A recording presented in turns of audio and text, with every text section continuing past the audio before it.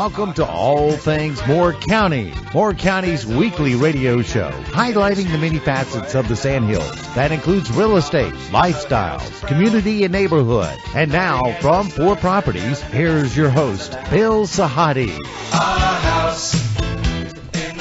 Good morning and welcome to the talk show, All Things Moore County. And Dorothy, I hope you can hear me okay. I sure can. All right, just a little minor glitch there. Yeah, I'm just kind of slow today. It's cold weather. Well, we're holidays are over. They're in our rearview mirror.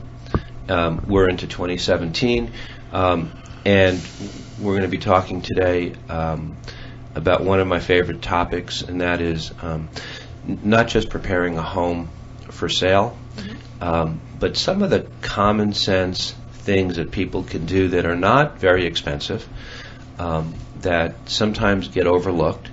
And I have a great panel. I'm being joined by Nicole Lee, who is a broker at 4 Properties, who I'm delighted could come in. She's a busy lady.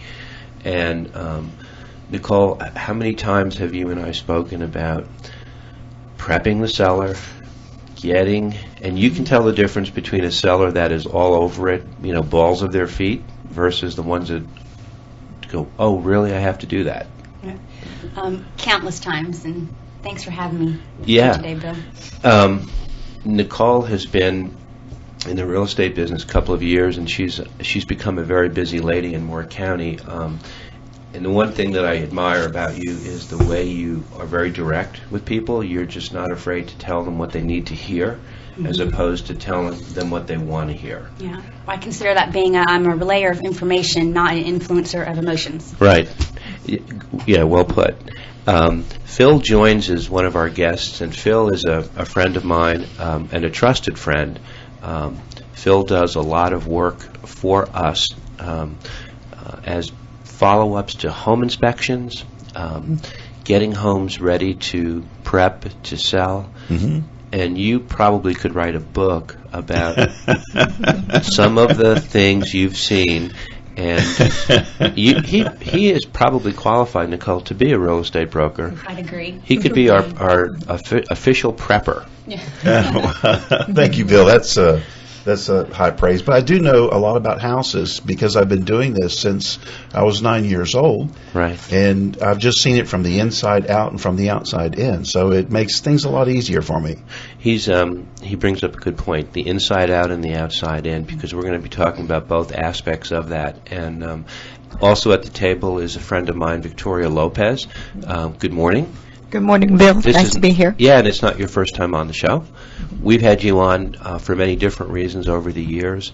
Victoria has worked with us in getting homes ready in the cleaning aspect, and there are so many misconceptions about cleaning that we're going to talk about, and odors and things today that Victoria will call me and say, Bill, this house, oh boy, or this is really... It's very light. I mean, there's a big qualitative difference between the condition of homes, don't you find? Yeah, you're correct. Everybody's version of clean is something different from what needs to take place to have it ready to show. Right. So we can talk all about that and getting rid of odors. And the fourth guest to my left is Joe Murphy. And Joe owns a company called See-Through Window Cleaners. And Joe, you're originally from New Jersey, which we're not going to hold against you. That's right. I'm sure you're not going to ask what exit I'm from. That's usually the follow-up question. But you're not a Johnny-come-lately. You've been here quite a while in Moore County. I've been in town since '82. I moved here with my wife, whose parents retired here. So I moved from New Jersey to follow my parents, who retired to Calabash. She moved from New Jersey, following her parents, who retired to Aberdeen. So I came to North Carolina to meet a Jersey girl. So. That's right. And nobody would mistake your accent. No. But when I go back to New Jersey, they often tell me how the southern, not so much the charm, but the southern twang is starting to creep in. Well, we come into the spring season, and typically in Moore County, that's a time when, Nicole, don't you find that a lot of people start thinking about putting their home on the market, starting in the spring season. Yes. Mm-hmm. Right after the holidays and such. Yes. So we have a lot of coaching to do, and but we have to do it in a way where we're not telling people and hitting them on the head with a hammer. We're just saying we need to do this and we need to do that, and we can't be afraid of hurting their feelings. Huh? Exactly. This is a good time for this show, too, because it can encourage people to go ahead and start preparing for that spring listing. Yeah. There is, Nicole, I'll ask you this. There is something we've always talked about, and that is the psychology of the front door. A home that goes on the market. You want to talk a little bit about the psychology of the front door? When you walk up to it, impressions are made before they ever walk into a house. Absolutely. I like to call it the 8-second rule. A buyer is going to take no longer than 8 seconds to decide from walking up to your house if this is the home for them. So first impressions are crucial. Yeah. Went into a house a couple of weeks ago, and there was some wood rot at the bottom base trim of the door. The door was filthy. There was some fungus, and the key didn't work really well to get in. So that was the bane of my existence, trying to have a key work into a door to get in. And what do the buyers do? They're up, they're looking, they're inspecting. Their first thought is, what else is wrong with this home? That's exactly right. So let me ask you, you get an invitation to a party or a dinner, and it's a Saturday night affair, right? What do you do to prep for that event? The first thing I do is plan getting ready, picking out the dress. Right. So you pick. No, not for me. No. So you pick out your dress, and you've had a long day. What do you do before you put the dress on? Take a shower. Right. Joe, she takes a shower. Smart move. Why don't people give their homes a shower before they put it on the market? Give their home a bath, so to speak. Well, they should, and that one of the services I offer is power washing, which you well know. I was out at your place not that long ago, but it goes to your point earlier. When people see something that's amiss, straight away they're thinking, what is it that I can't see? So if people don't take care of the obvious problems, right. It just goes to the larger picture about maintaining a house and having it ready to be shown. And, I agree 100%. When I first started this business in this area, I went to a realtor. And every realtor I went to said, oh, we have somebody. And I said, well, here's my resume and some business cards, and I'd like to be your second guy, because everybody goes to the second guy eventually. And what they told me was that, cleaning windows is top on the list of things to do to prep a house, because it's one of those items that you really can't put your finger on it, but it does, speak to, how the house is kept. A couple of weeks ago, I finished up a remodel on this PD Roadhouse we've referenced on the show, and Phil did a great job with the property. And Victoria came in, and we're doing a final cleanup, which is different from a pre-listing cleanup. But the windows were pretty nasty in that Carolina room, and there was soot in the sills, and so I thought I would go in and cut her a break, right? So I took a step stool. I took a bottle of Windex. I went up on top. I climbed all the ceiling fans. I can see this, Bill. I can see this. And so I called Victoria. I said, hey, you don't have to worry. I took care of cleaning the top of the kitchen cabinets, the top of the fans. And I started on the windows, and I said, nah. I said, these were big, these Ply-Gem windows. What size were they? They were actually 3 feet by 6 feet. Yeah, and there were how many? 7 windows? We did 7 in the Carolina room, yeah. Okay, and Joe looked at them and said they're 14, because when you quote on a home to do windows, you do each pane, correct? Correct. If it's a panel of 3 windows, then customer might think that it's 1 window, but it's actually 3. Or, they say 1 door. Well, the 1 door might be a sliding door with 2, standalone panels and 1 moving panel. Yeah. So, but, and it all depends too on whether or not you have individual pain, but the price can vary. But I've told people for years, I'm out to make a living, not a killing.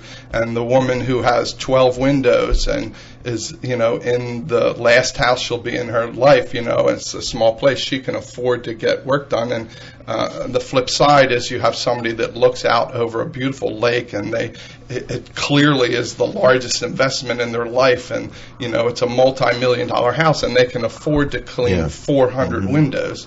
But it's and to your point about you doing the windows, I've oftentimes had people say, "Hey, I'll get the inside if you just do the outside." And my point is always, well, as long as you realize you'll be looking through your side of the glass to view my side, so you have to remember that, because I'm counting on you to do a good job, or else you'll never be able to see what I've done. But they'll spend an extra 30 to 40 grand on a beautiful lot. They'll spend an extra 30 or 40 grand on extra windows to take advantage of it, and they're going to sit there and let them become crusty. And the guys might. I had one guy in Whispering Pines a long time ago. He says, I'll close the blinds. But the ladies, no, they're not going to put up with that. They're entertaining. They're having people over. It's bridge. The sun's low in the sky. No, they're not going to have their windows look like that. Phil, do you realize that there's something in the water in New Jersey that when kids are born and they drink it, they get the sense of humor that they carry through their whole lives. We can't lose it. Well, Bill, Nicole and I would like to ask Victoria if she had to go back and redo those hills that you did. So, a man's definition of clean and a woman's definition of clean, there's a...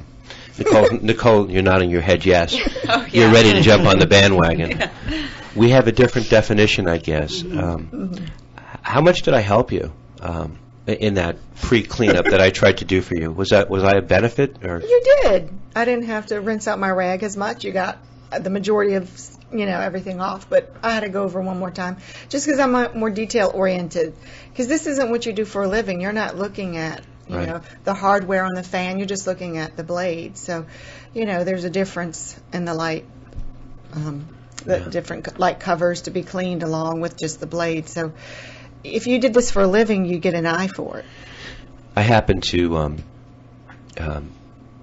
join Victoria, that house in Pinehurst, that we worked on in the summer. Mm-hmm. Yeah. When she cleaned the kitchen after the work was done. And it was a home that was going on the market. And it was a hot day, and the air conditioning was having a hard time keeping up. And so I said, I'll help you with the kitchen. And how many hours did it take to do the kitchen with two people? Probably 4. And on a 10-point scale, how would you have graded that kitchen in terms of cleanliness? Because I'm still asphyxiated from the fumes that the chemicals. To clean, it was probably an 8.5, 8. Yeah. So how do people, when you do a major cleanup, this is different from just listing a home. Yes. This is a construction type cleanup, getting it ready. People don't understand the difference between, cleaning a home and a deep cleaning. Right. Well, it's not just wiping the counters. A deep clean is actually cleaning out the cabinets, the inside, the outside, which can be very dirty, both areas. There's a lot of debris in cabinets when you take everything out. So you have to vacuum everything first. And so you need to spray down and clean everything with cabinet cleaner inside and out. And the tops of the cabinets, which are usually very dirty with deposits of grease and film and things like that. You're welcome. Yes, I put most of that there. Yeah, and it could be construction dust, a lot of white powder for construction dust. Also, you have to take out every drawer in the refrigerator, which Phil had to. Sometimes I take pictures of the refrigerators to remember how to put them back. But you have to take out every drawer and wipe down every shelf, take every shelf out, every nook, every cranny, top, bottom, sides, the vent at the bottom to clean that cover, and then vacuum out underneath the refrigerator, which is usually full of dust, crayons, all kinds of stuff. And it rolls out. And it has a lot of odors. Talking about odors, the refrigerator has lots and lots of odors, and the freezer as well. Changing the ice, cleaning the ice trays, the bins, it's a long process. It takes hours to clean a refrigerator. I was surprised, Bill. I was surprised when I opened the refrigerator that she did ask me to take some of the drawers out. I thought it looked pretty clean to me. Of course, the guys. Yeah, me too. When I took it apart, I was shocked, and I was shocked at all the elbow grease you had to put into it to make it what I would call a showroom new. I was pretty impressed with that. I didn't tell you. I'm sorry, but I was shocked. I couldn't get over it. I took it apart, and the more I took it apart, the dirtier it was. So when you talk about a deep cleaning, that was impressive. Yes, a lot of things spill behind drawers, and it can be foods and drinks, and all that sits for years, and it smells, and then it collects all the dropped peas and carrots and cheese, grated cheese out of the bag that spills over and stuff. You would be shocked, Bill. You would be shocked at the toys I've found. Yeah. At the change that I've found. Underneath. And you'd be shocked at, see, I normally clean up when I pull a stove or a refrigerator out. I'll normally hit it with a shop vac. And, but that's all I do. But I have heirlooms that I have. As a matter of fact, on one project, Bill, we were pulling out a washer and dryer, and I think this was in Southern Pines. We actually found a diamond ring. That was highly. I remember that. Was very valuable. I remember that. And we returned it to the family. And do you know he was very gracious. His wife cried when she found it, and not only that, he later sent a thank you and a gift certificate to go out to one of the local restaurants. But to see her face, she literally wept, because I think the ring belonged, was it her mom? It was her mom's ring. Yeah. That's correct. And she had dropped it one day doing laundry. Years ago. And never, it was really unique. You can find gems when you clean, besides just junk. Well, I didn't leave anything like that behind. I just always leave a mess for Victoria, and I'm publicly saying I'm truly sorry, but I truly enjoy doing it. But I enjoy my job, so I get to come in and do what I do, so thank you. Victoria, in my experience, people don't realize the time and the energy that it takes to really deep clean a house. It does. The last one that I did myself, about 10 hours into it, and then going to the store and buying all the extra supplies that you just don't have in your house, I said never again. Especially, I think, if it's a rental unit and you're cleaning between tenants, which I've had the pleasure, quote unquote, of doing. And they have a little less concern for the way a property is kept, and it can get, it's sometimes you just have to punt and call on a professional. Yeah, we're going to come back in the second set. We're talking about a lot of common sense home tips, and I think Nicole, when we come back in the second set, I want to open up with something that's really important. 88% of people start their search for homes online. And what are they looking at online? The pictures. The pictures. And if the home isn't in its best light, even if you have the best photographer in the world, if it's not positive, it's going to be negative. Sometimes the best photographer in the world can actually be a downfall if the home is not presented in its best light, because then they see the pictures and then they get there and they're disappointed, thinking that they've been duped and that the house, now needs to be cleaned by them. Right. We'll be right back. This is All Things Moore County.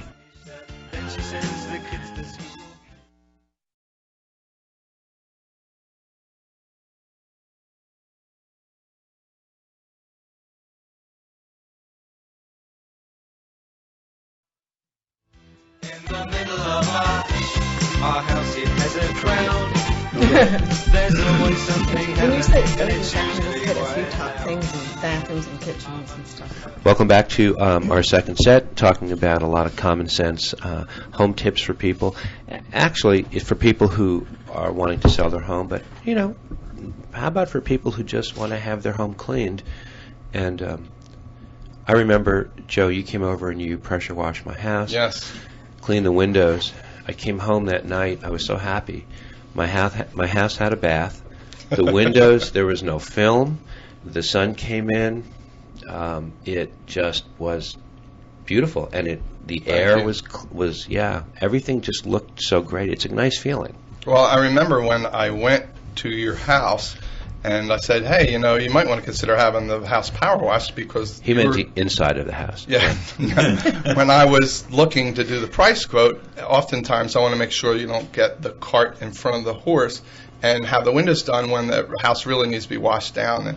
And Bill was like, well, does it really need it? And I said, Bill, have you walked around your house lately? Because most people come in and out the front door. That's right. And, it's a busy life. I'm the same way. You're getting pulled in every direction.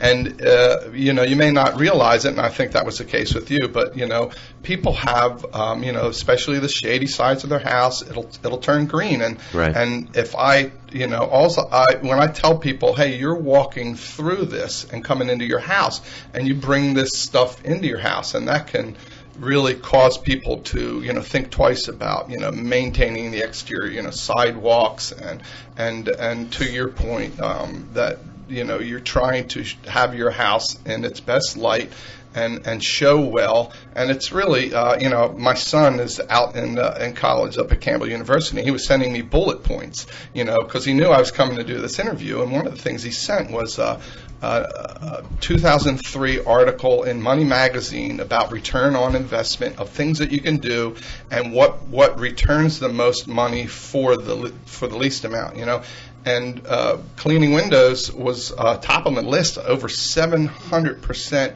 return on investment, because you spend anywhere from, and they interviewed 2,000 realtors to get their information. And, Right. Realtors always have a list of things to do: declutter, clean, and to give your house its best chance, because you're there for a reason, and you're trying to guide these folks in such a way as to get their best result. Right. Bill, I want to ask Joe a question, and he'll probably laugh. A lot of people would say, well, I'm going to do this. I can handle this. And they'll get their right. Clorox, and they'll start spraying on the windows, and then it'll get on their Carolina room or their screen rooms. Joe, I know that you're a professional, and I had to learn the hard way what Clorox can do to windows. Would you mind commenting on that? Well, glass is a highly polished surface that is susceptible to damage. I've seen it time and time again. People will say, hey, I want to get my house power washed, but I don't want you to do the windows. I'm like, that's fine. You can pay me to do that. But someone will have to clean the glass, because it's salt, basically. Hydrochloric acid, it comes down to it. It's a type of salt. And if it stays on glass in sun, it can be more than just something that stands on the glass. It can start to etch it. And there are ways to repair glass to get it back to its original state, but it's costly. Mm-hmm. And it's never been more true, penny wise or pound foolish, or the fact that glass, sometimes people just don't realize how easy it is to damage it, and especially power washing. Yeah. I've seen people it's like I tell people, I can water your daisies, or I can etch my name in your concrete driveway. I have that ability to dial it up or dial it down.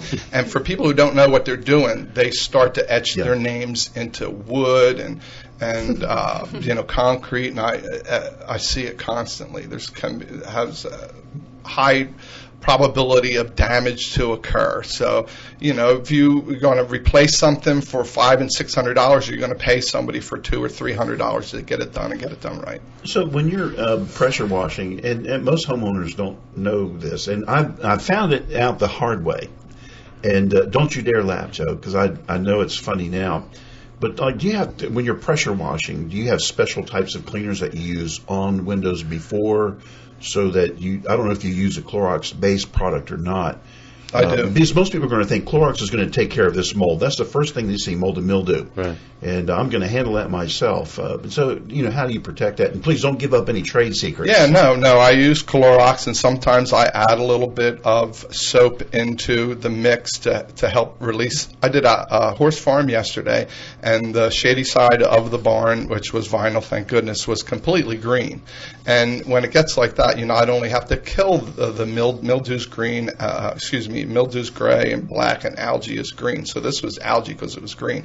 But you have to kill it, and then you have to physically remove it. And vinyl is great for that because it's a hard surface and releases well. But sometimes you have painted surfaces, and I can tell you the condition of the paint will not allow for a very hard wash. Oh, yeah. And I've often told people, you want to wash before it gets to a state of a White House looking gray or even black. I've been to places where I power wash. I'm like, wow, this house was white. I couldn't even tell beforehand. But the mildew grows, and it will grow where it will be allowed to grow, and sometimes that's behind the paint. And when people say, I had a woman tell me, hey, I don't understand, this comes back so quick. It gets behind the paint, and then it just, the Clorox does not affect it behind the paint, and it pops its head out and comes out. Is it safe to come out again? And then it grows back again. So the key for me is to make sure that your paint is in good condition and to clean before it gets to the point where it's such a critical mass that it's finding ways to get behind stressed paint. And, key is a good paint job as well. So you can have people in any line of work who do things well, and a painter will tell you right away it's all about the prep work. It's all about getting their surface prepared. And I will tell a customer, if they're talking about painting, I won't even touch it. I said, look, if you're having a paint job done, you need to have them do the power washing, because you need one person to hold accountable for the outcome of your job. And I don't want to be put into that process of somebody saying, hey, well, it's going to be that guy's fault because he didn't do his part right. No, thank you. I wash homes. I don't prep them for paint. Mm-hmm. You found something when you were doing my windows you brought up to my attention, something to do with the sills. You mentioned there were... Yeah, well, you have a lot of, house is vinyl, and there's a lot of places where it's aluminum clad, so someone's done a real good job to try and make your house maintenance free. But some of the areas, especially the sills at the windows, because your windows have been replaced, they're pretty new looking windows. They're for about the age of the house. 7 years old. Yeah, and you see that frequently. People, recoup some money by replacing the windows, which is great. Right. And you have a few of your sills where the paint has been stressed and is, coming off, and that will lead to damage. And you probably know this, Phil. Anytime you're at somebody's house working, I always try and point out anything that I see that is amiss that they may not be, be in areas. I was on a roof the other day, and there's a piece of vinyl siding missing, and I'm thinking, did these people even know this? Right. And I always take pictures. I've got my phone with me all the time. Hey, I didn't blow your vinyl siding off and put it in my van. This just wasn't here when I started. So it's a good opportunity to show people, anything where they may have an issue that they're not even aware of, like you said about the sills.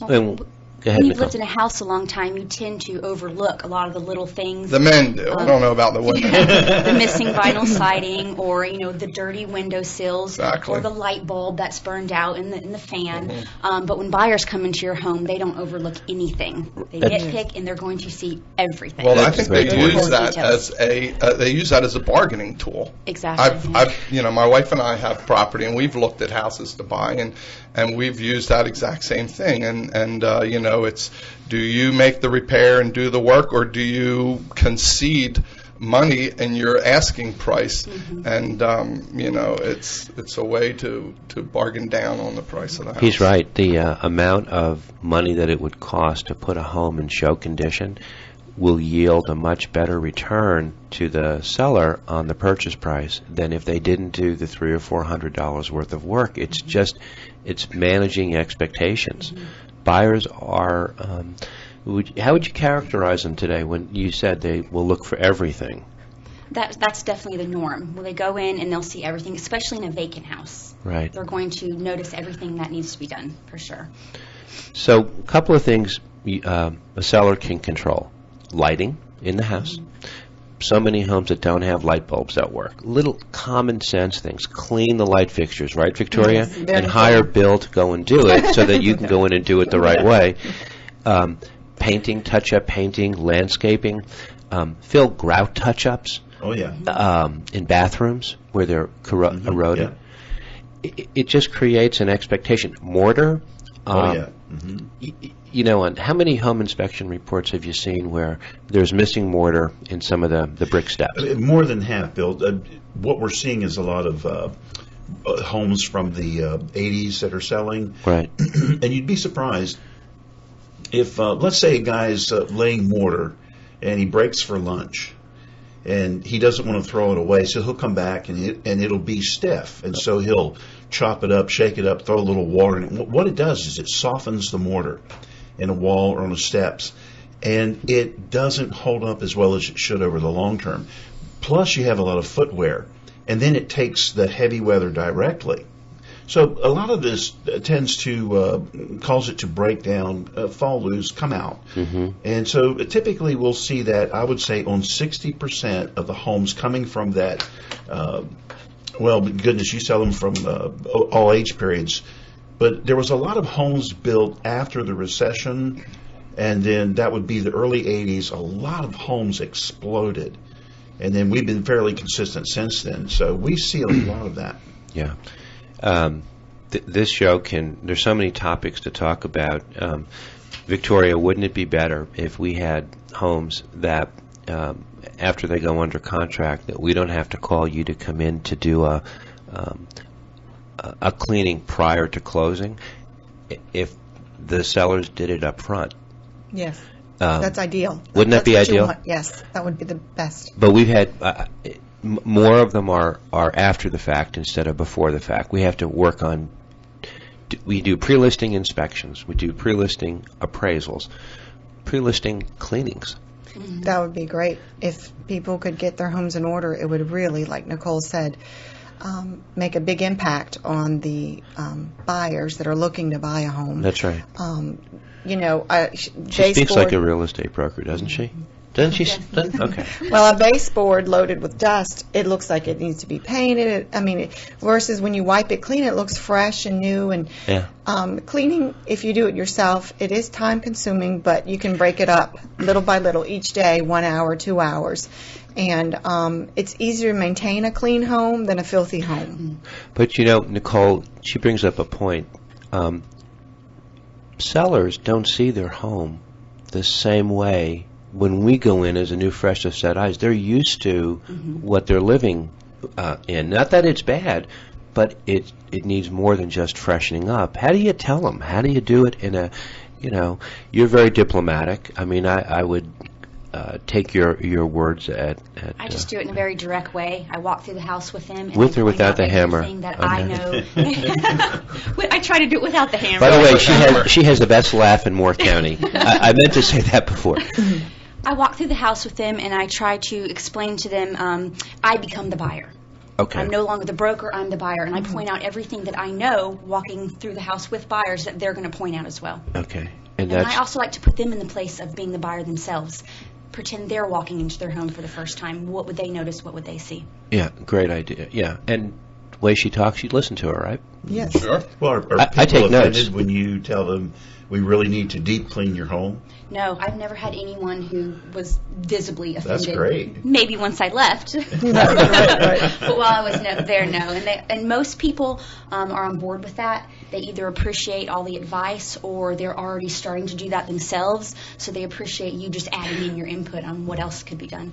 We're going to come back in the third set, and we will open up with the importance of photography, and I want to talk about odors. Very touchy, but a very important subject. This is All Things Moore County.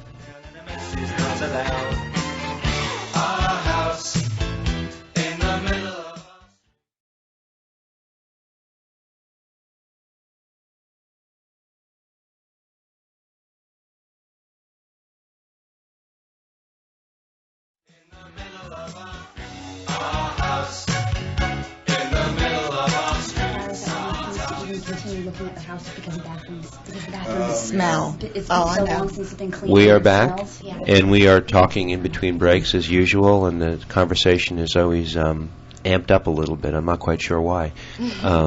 We're talking all about odors. We're talking about cleaning a home properly. Hey, and Dorothy, and let me know when we have about 3 or 4 left.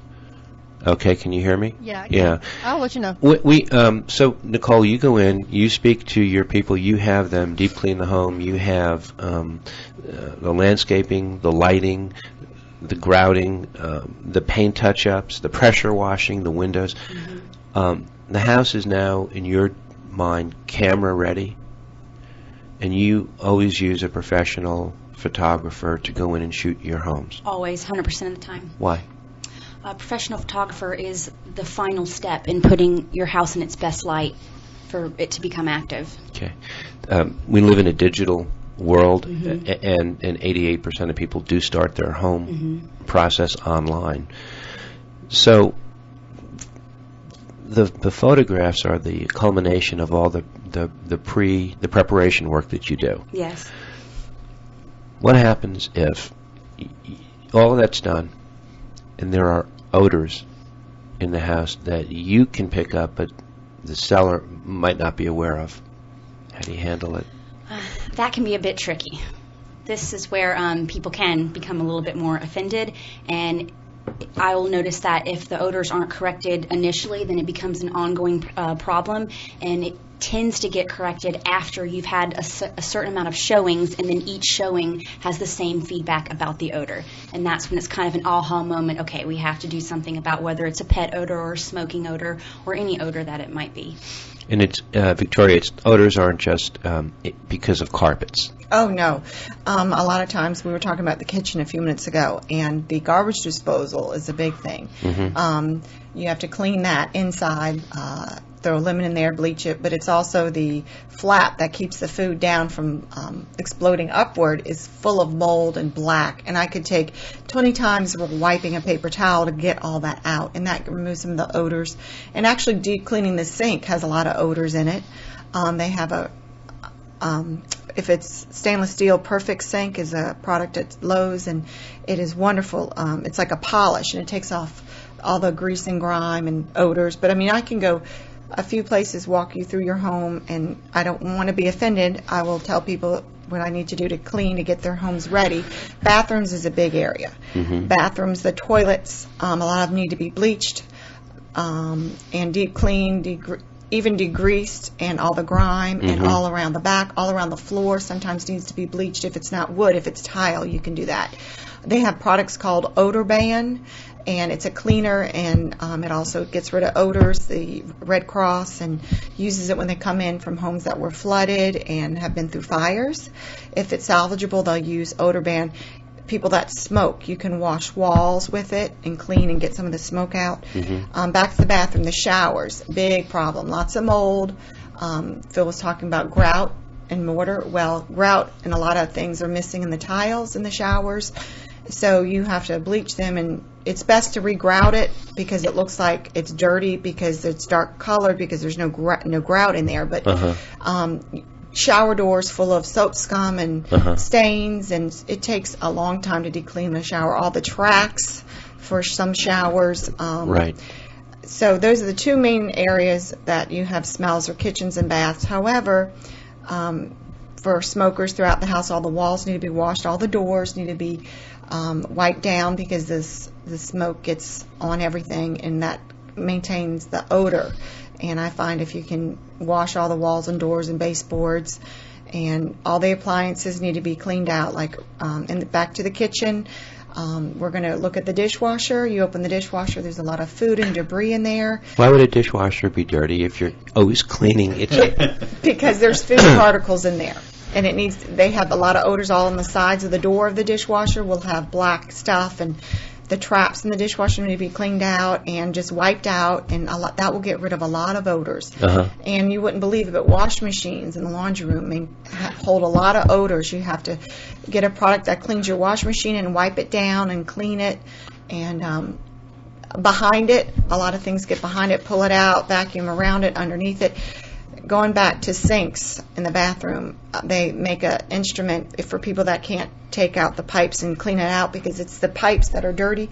They have a thing you can stick down in the drain, and it pulls out all the hair. Like a brush type mechanism? I forget the name of it. It's like $3. You buy it at Lowe's. You stick it. I've used it many times. You stick it down in there. It's and it pulls out all the hair and black gunk. It is so nasty, but your sink will smell good. So then I can put a cleaner down in there and clean it. Right. Because the odors come from under the sink, even though I clean the outside and the countertops.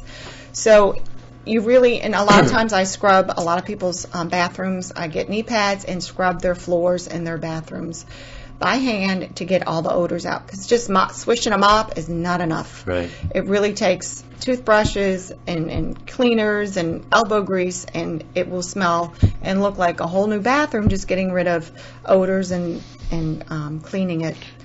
Yeah, the cost between, Nicole, the cost between just a regular 2 or 3 week cleaning and a deep cleaning is really worth the investment for the seller. Agree. Mm-hmm. But you always have their attention at the beginning when they're just starting to put the home on the market. Mm-hmm. How do you make that? Like what she just said was very compelling. I'm going to go home and check my dishwasher out. First thing I do before lunch today. Mm-hmm.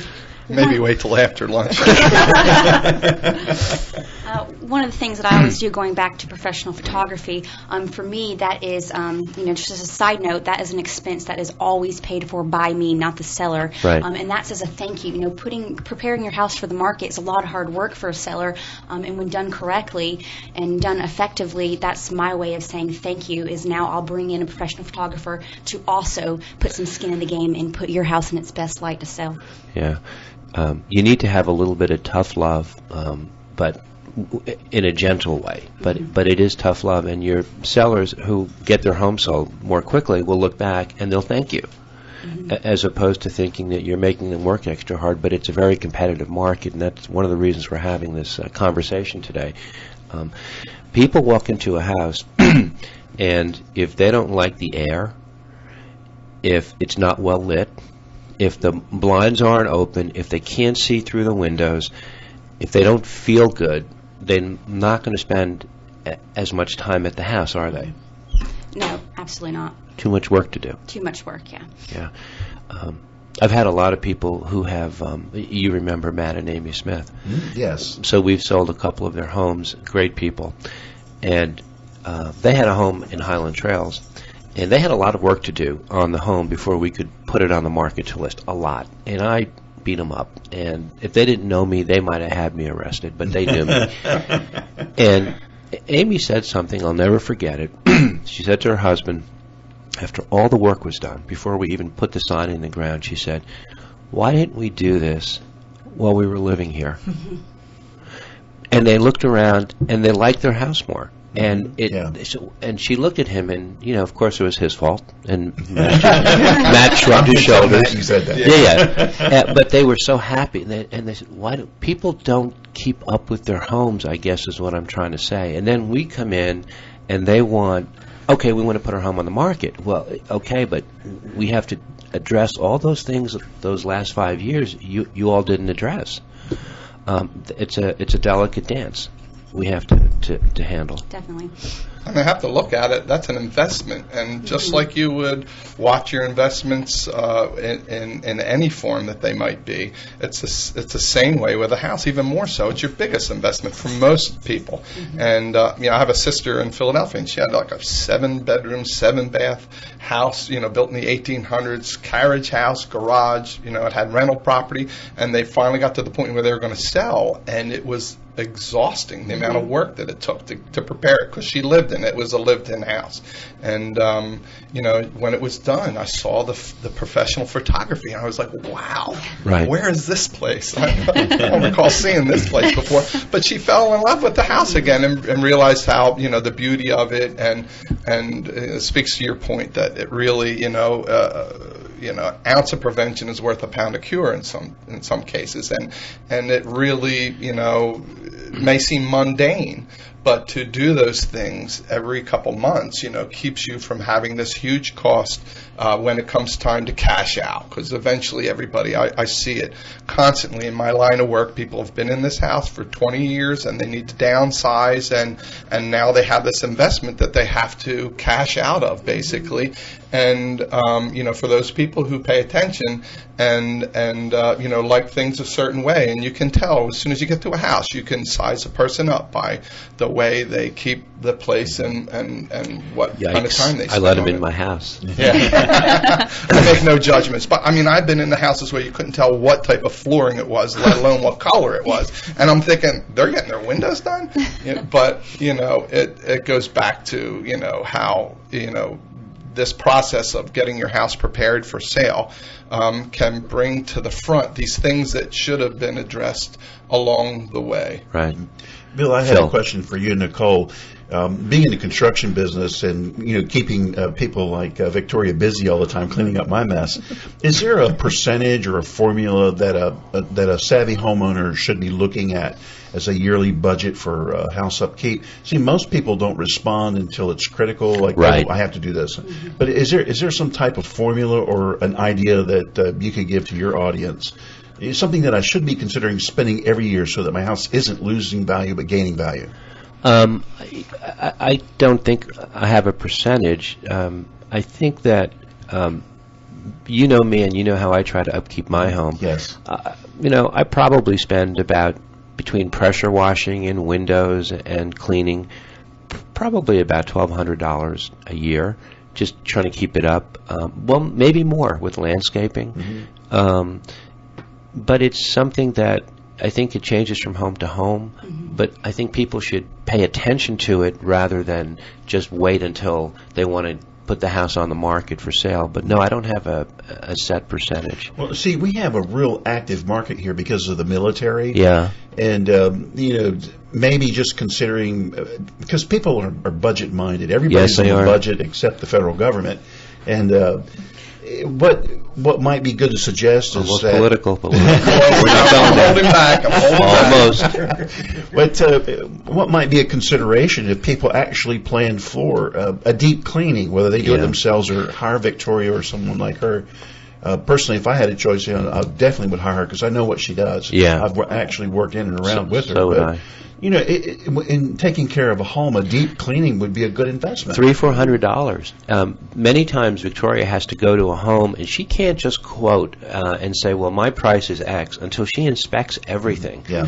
Because every home is different. And sometimes the sellers, their jaws drop. Yeah. But when you break it down, it's all necessary to do. Yeah. We did a home recently where you did a deep cleaning. It's a home that Phil has spent, 3 weeks on, getting the home ready after the pre-listing home inspection, getting everything rectified. It's the home up on Hillwood Court in Southern Pines we talked about. That a lot of prep work, and that house needed a lot of cleaning, didn't it? It did. It sure did. And there's a big difference between a deep clean and a regular clean. A lot of times, when some people just want me to do a one-time clean to put their house on the market, and then they want to maintain it. But it costs a lot more than just if I were to go in and do a maintenance cleaning where I don't have to spend a lot of time in the cabinets and in the stove and inside the refrigerator versus just doing surfaces, floors, vacuuming, mopping, sweeping, dusting. And once you have a deep clean, it's a lot easier to maintain it, whether you get a company to do it or you do it yourself. Right. That's the difference that people need to differentiate between a regular clean and a deep clean. And it seems to me that cleaning is a cumulative thing, so that if you do it once a year or opposed to every month, it's a cumulative thing. It's going to take X amount of time. That's right. No matter what. But with maintenance, it's you're causing hazards, and again I say an ounce of prevention is worth a pound of cure, because it could be a small thing at one point, and then you turn the corner on the side of the house that you haven't been around in a year and a half, and all of a sudden it's a much larger problem that you could have addressed so much easier earlier on. Yeah. Hey, Phil. Bill, I have to ask this. I want to know if Joe and Victoria go into withdrawals during the yellow plague season in the spring. Oh, yeah, exactly. You can't do Well, anything my with For the me, pollen. everybody's on the fence, and at one point they're off the fence and on my back, is what I say. That's right. But I'll be booked for 6 weeks, and that booking may occur in January, and I'll have somebody call me the week the pollen's done and say, hey, I'm ready, and I'm like pulling my hair out. I'm working every available daylight hour, and I'm saying, okay, let's talk in July. And it's something that you can't avoid. You be planning for it. This will be my 25th season of going through pollen. And no matter how well you think you planned for it, it always comes at you like a bull. Yeah.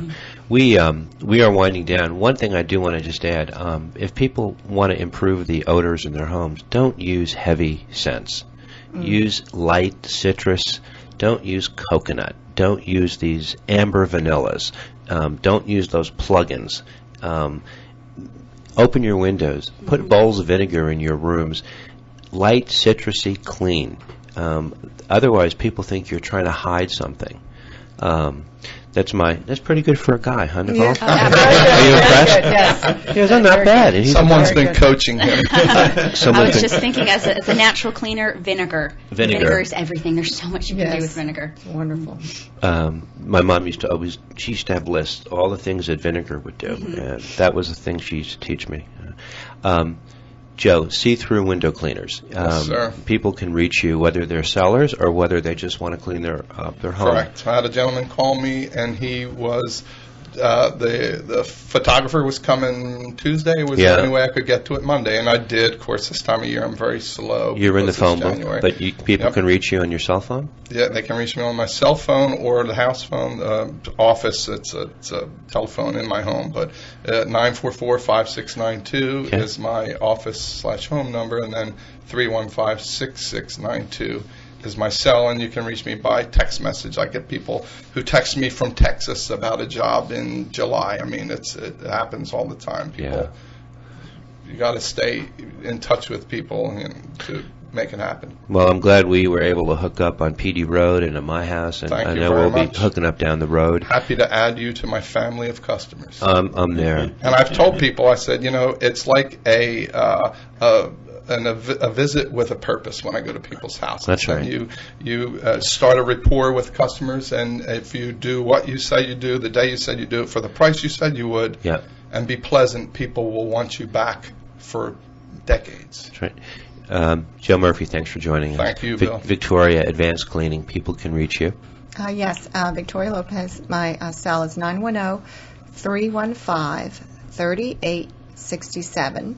And it's an honor to come into people's homes. It's very personable. I respect their home, and I try and listen to their needs and show them the things that I could do to improve their home and clean it and help them with it. And it's always a pleasure meeting new people. Yeah, and it's always a pleasure to have you come on the show or just to see you around, one way or the other.